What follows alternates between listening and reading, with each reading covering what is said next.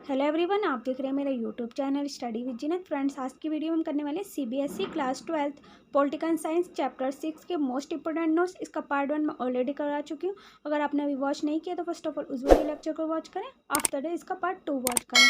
आपातकाल के परिणाम तक हम पढ़ चुके हैं।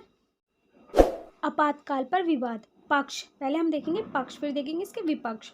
बार बार धरना प्रदर्शन और सामूहिक कार्यवाही से लोकतंत्र बाधित होता है। विरोधियों द्वारा गैर संसदीय राजनीति का सहारा लेना, सरकार के प्रगतिशील कार्यक्रमों में अड़चन पैदा करना, भारत की एकता के विरुद्ध अंतर्राष्ट्रीय साजिश रचना। इंदिरा गांधी द्वारा आपातकाल लागू करने के कदम को भारतीय कम्युनिस्ट पार्टी ने समर्थन दिया। तो पक्ष क्या है इसके कि बार बार धरना प्रदर्शन और सामूहिक कार्यवाही से लोकतंत्र बाधित होता है। विरोधियों द्वारा गैर संसदीय राजनीति का सहारा लेना, सरकार के प्रगतिशील कार्यक्रमों में अड़चन पैदा करना, सरकार के जो प्रगतिशील कार्यक्रम हो रहे हैं उनमें अड़चन पैदा करना, और भारत की एकता के विरुद्ध, जो भारत की एकता है उसके विरुद्ध अंतर्राष्ट्रीय साजिश रचना या इंदिरा गांधी द्वारा आपातकाल लागू करने के कदम का भारतीय कम्युनिस्ट पार्टी ने समर्थन दिया। आप देखते हैं इसके विपक्ष। लोकतंत्र में जनता को सरकार का विरोध करने का अधिकार होता है। विरोध आंदोलन ज्यादातर समय अहिंसक और शांतिपूर्ण रहे। गृह मंत्रालय ने उस समय कानून व्यवस्था की चिंता जाहिर नहीं की। संवैधानिक प्रावधानों का दुरुपयोग निजी स्वार्थ हेतु किया गया। तो विपक्ष क्या है इसके कि लोकतंत्र में जनता को सरकार का विरोध करने का अधिकार होता है। लोकतंत्र में कि जनता को क्या होता है कि विरोध करने का अधिकार होता है, और विरोध आंदोलन ज्यादातर समय अहिंसक और शांतिपूर्ण रहे। जो विरोध है वो शांतिपूर्ण रहे और अहिंसक ना हो। गृह मंत्रालय ने उस समय का कानून व्यवस्था की चिंता जाहिर नहीं की। गृह मंत्रालय ने जो उस समय कानून की व्यवस्था थी वो जाहिर नहीं की। संवैधानिक प्रावधानों का दुरुपयोग निजी स्वार्थ हेतु किया गया। संवैधानिक जो प्रावधान थे उनका दुरुपयोग निजी स्वार्थ हेतु किया गया। नेक्स्ट है, क्या आपातकाल जरूरी था? संविधान में बड़े सादे ढंग से कह दिया कि अंदरूनी गड़बड़ी के कारण आपातकाल लगाया गया। क्या ये कारण काफी था आपातकाल लगाने के लिए? सरकार का कहना था कि भारत में लोकतंत्र है और इसके अनुकूल विपक्षी दल को चाहिए कि वे चुनी हुई सरकार को अपनी नीतियों के अनुसार शासन चलाने दे। सरकार का कहना था कि बार बार धरना प्रदर्शन, सामूहिक कार्यवाही लोकतंत्र के लिए ठीक नहीं होती। ऐसे में प्रशासन का ध्यान विकास के कामों से भंग होता है। इंदिरा गांधी ने शाह आयोग की चिट्ठी में लिखा कि विनाशकारी ताकतें सरकार के प्रगतिशील कार्यक्रमों में अड़ंगे डाल रही थी और मुझे गैर संवैधानिक साधनों के बूते सत्ता से बेदखल करना चाहती थी। आपातकाल के दौरान सीपीआई पार्टी ने इंदिरा का साथ दिया, लेकिन बाद में उसने भी ये महसूस किया कि उसने कांग्रेस का साथ। आपातकाल जरूरी था कि संविधान में बड़े सादे ढंग से ये कह दिया कि अंदरूनी गड़बड़ी के कारण आपातकाल लगाया गया, और सरकार का कहना था कि भारत में लोकतंत्र है। सरकार ने क्या कहा कि भारत में जो लोकतंत्र है और इसके अनुकूल विपक्षी दल को चाहिए कि वे चुनी हुई सरकार को अपनी नीतियों के अनुसार शासन चलाने दे। कि सरकार को क्या चाहिए कि वह अपनी नीतियों के अनुसार शासन को चलाने दे। सरकार का कहना था कि बार बार धरना प्रदर्शन, सामूहिक कार्यवाही लोकतंत्र के लिए ठीक नहीं होती और ऐसे प्रशासन का ध्यान विकास के कामों में भंग होता है। और इंदिरा गांधी ने शाह आयोग को चिट्ठी में लिखा कि विनाशकारी ताकतें सरकार के प्रगतिशील कार्यक्रमों में अड़ंगे डाल रही थी और गैर संवैधानिक साधनों के बूते सत्ता से बेदखल करना चाहती थी। और सीपीआई पार्टी ने इंदिरा का साथ दिया, लेकिन बाद में उसने भी ये महसूस किया कि कांग्रेस का साथ देकर गलती की। नेक्स्ट है, आपातकाल के दौरान किए गए कार्य। 20 सूत्री कार्यक्रम में भूमि सुधार, भू पुनर्वितरण, खेतीहर मजदूरों के पारिश्रमिक पर पुनः विचार, प्रबंध में कामगारों की भागीदारी, बंधुआ मजदूरी की समाप्ति आदि जनता की भलाई के कार्य शामिल थे। और विरोधियों को निवारक नजर बड़ी कानून के तहत बंदी बनाया गया। मौखिक आदेश से अखबारों के दफ्तरों की बिजली काट दी गई और दिल्ली में झुग्गी बस्तियों को हटाने तथा जबरन नसबंदी जैसे कार्य किए गए। आपातकाल के दौरान किए गए कार्य थे कि भूमि सुधार, भू पुनर्वितरण, खेतीहर मजदूरों के पारिश्रमिक पर पुनर्विचार, प्रबंधन में कामगारों की भागीदारी, बंधुआ मजदूरी की समाप्ति आदि जनता की भलाई के कार्य शामिल थे। और विरोधियों को निवारक बड़ी कानून के तहत बंदी बनाया गया और मौखिक आदेश या अखबारों के दफ्तरों की बिजली काट दी गई। दिल्ली में झुग्गी बस्तियों को हटाने तथा जबरन नसबंदी जैसे कार्य किए गए। नेक्स्ट है आपातकाल के सबक।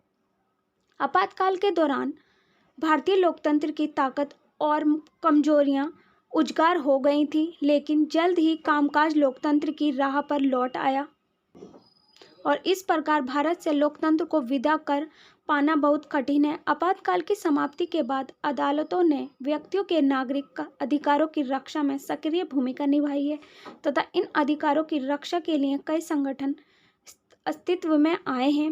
संविधान के आपातकाल के प्रावधान में आंतरिक अशांति शब्द के स्थान पर सशस्त्र विद्रोह शब्द को जोड़ा गया है। इसके साथ ही आपातकाल की घोषणा की सलाह मंत्रिपरिषद राष्ट्रपति को लिखित में देगी।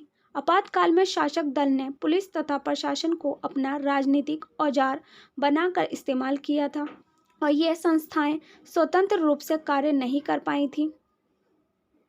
तो आपातकाल के सबक क्या है कि आपातकाल के दौरान भारतीय लोकतंत्र की ताकत जो है वो कमजोरियां उजागर हो गई और कामकाज लोकतंत्र की राह पर लौट गए। जो कामकाज करने वाले थे वो लोकतंत्र की राह पर लौट आए और इस प्रकार भारत से लोकतंत्र को विदा कर पाना बहुत कठिन हो गया कि इस प्रकार जो भारत का जो लोकतंत्र था उसे विदा कर पाना बहुत कठिन है। और आपातकाल की समाप्ति के बाद अदालतों ने व्यक्तियों के नागरिक अधिकारों की रक्षा में सक्रिय भूमिका निभाई और इन अधिकारों की रक्षा के लिए संगठन अस्तित्व में आए। और संविधान के आपातकाल के प्रावधान में आंतरिक शांति अशांति और शब्द के स्थान पर सशस्त्र विद्रोह शब्द को जोड़ा गया और इसके साथ ही आपातकाल की घोषणा की सलाह मंत्रिपरिषद शब्द को जोड़ा गया है और इसके साथ ही आपातकाल की घोषणा की सलाह मंत्रिपरिषद राष्ट्रपति को लिखित में देगी और शासक दल ने पुलिस तथा प्रशासन को अपना राजनीतिक औजार बनाकर इस्तेमाल किया था और ये संस्थाएं स्वतंत्र रूप से कार्य नहीं कर पाई थी। नेक्स्ट है आपातकाल के बाद। जनवरी 1977 में विपक्षी पार्टियों ने मिलकर जनता पार्टी का गठन किया। कांग्रेसी नेता बाबू जगजीवन राम ने कांग्रेस फॉर डेमोक्रेसी दल का गठन किया जो बाद में जनता पार्टी में शामिल हो गया और जनता पार्टी ने आपातकाल का ज्यादतियों को मुद्दा बनाकर चुनावों को उस पर जनमत संग्रह का रूप दिया। आपातकाल के बाद जनवरी 1977 में विपक्षी पार्टियों ने मिलकर जनता पार्टी का गठन किया और कांग्रेसी नेता बाबू जगजीवन राम ने कांग्रेस फॉर डेमोक्रेसी दल का गठन किया और बाद में जनता पार्टी में शामिल हो गया और जनता पार्टी आपातकाल की ज्यादतियों को मुद्दा बनाकर चुनावों को उस पर जनमत संग्रह का रूप दिया। नेक्स्ट है 1977 के चुनाव। 1977 के चुनाव में कांग्रेस को लोकसभा में 154 सीटें तथा जनता पार्टी और इसके सहयोगी दलों को 330 सीटें मिली। आपातकाल का प्रभाव उत्तर भारत में अधिक होने के कारण 1977 के चुनाव में कांग्रेस को उत्तर भारत में न के बराबर सीटें प्राप्त हुई। 1977 के चुनाव के 1977 के चुनाव में कांग्रेस को लोकसभा में 154 सीटें मिली और जनता पार्टी और उसके सहयोगी दलों को 330 सीटें मिली और 1977 के चुनाव में कांग्रेस को उत्तर भारत में न के बराबर सीटें प्राप्त हुई। नेक्स्ट है जनता पार्टी की सरकार। जनता पार्टी की सरकार में मोरारजी देसाई प्रधानमंत्री तथा चरण सिंह व जगजीवन राम दो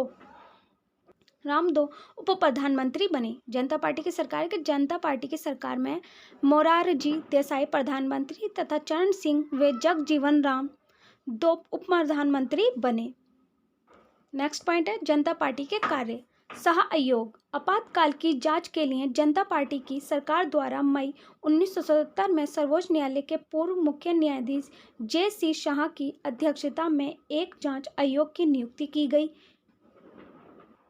शाह आयोग क्या कि आपातकाल की जांच के लिए जनता पार्टी की सरकार द्वारा मई 1977 में सर्वोच्च न्यायालय के पूर्व मुख्य न्यायाधीश J.C. शाह की अध्यक्षता में एक जांच आयोग की नियुक्ति की गई। नेक्स्ट है शाह आयोग द्वारा दी गई रिपोर्ट। आपातकाल की घोषणा का निर्णय केवल मीसा का दुरुपयोग किया गया था। कुछ लोगों ने आधिकारिक पद पर न होते हुए भी सरकारी कामकाज में हस्तक्षेप किया था। आपातकाल की घोषणा का निर्णय केवल मीसा का दुरुपयोग किया गया था और कुछ लोगों ने आधिकारिक पद पर न होते हुए भी सरकारी कामकाज में हस्तक्षेप किया था। नेक्स्ट है नागरिक स्वतंत्रता संगठनों का उदय।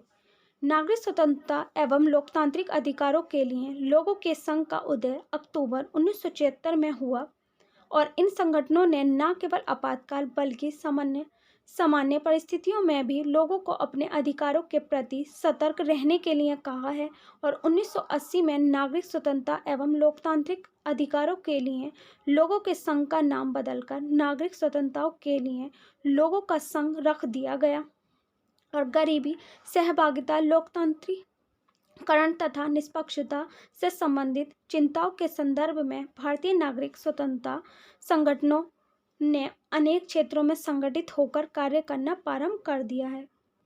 तो नागरिक स्वतंत्रता संगठनों का उदय क्या है कि नागरिक स्वतंत्रता एवं लोकतांत्रिक अधिकारों के लिए लोगों के संघ का उदय अक्टूबर 1976 में हुआ और इन संगठनों ने न केवल आपातकाल बल्कि परिस्थितियों में भी लोगों को अपने अधिकारों के प्रति सतर्क रहने के लिए कहा और 1980 में नागरिक स्वतंत्रता एवं लोकतांत्रिक अधिकारों के लिए लोगों का नाम बदलकर नागरिक स्वतंत्रता के लिए लोगों का संघ रख दिया गया और गरीबी, सहभागिता, लोकतांत्रिकरण तथा निष्पक्षता से संबंधित चिंताओं के संदर्भ में भारतीय नागरिक स्वतंत्रता संगठनों ने अनेक क्षेत्रों में संगठित होकर कार्य करना प्रारंभ कर दिया।